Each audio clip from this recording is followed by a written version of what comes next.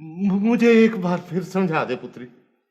चाचा जी, 100 रुपए की अगर 10 ढेरियां लगाई जाएं तो 1000 रुपए हो जाते हैं।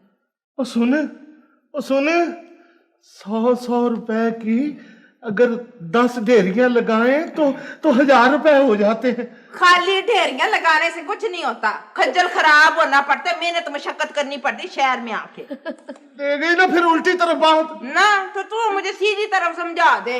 ओ भगवान, मैं ये कह रहा हूं कि अगर 100 रुपए की 10 ढेरियां हर महीने लगे तो साल में कितने हो जाएंगे? मुझे नहीं पता। 12,000 रुपए।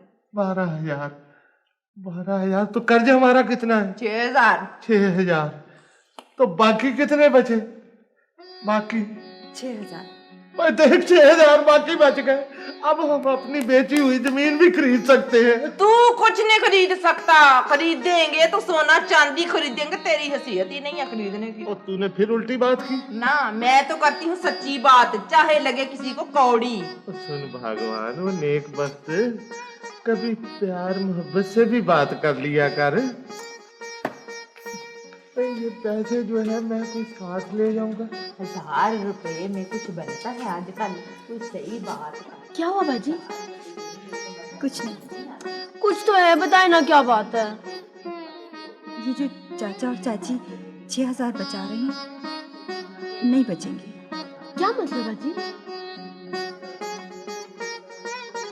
6,000 कभी कभी बहुत महंगे हो जाते हैं। इंसान बिक जाते हैं, लेकिन 6,000 पूरे नहीं होते। ये आप कैसी बातें कर रही हैं?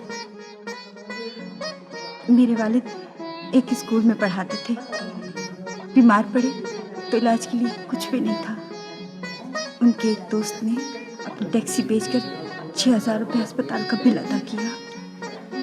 वो रास्ते ही में फौत हो गए। इससे पहले मेरे हाथ में 6,000 रुपये की रसीद दे दी गई और अब मैं वही कर्ज उतार रही हूँ।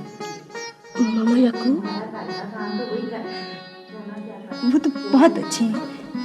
उन्होंने मुझे कभी मकरूज होने का एहसास नहीं दिलाया, लेकिन मैं इसको महसूस किए बगैर भी तो नहीं रह सकती।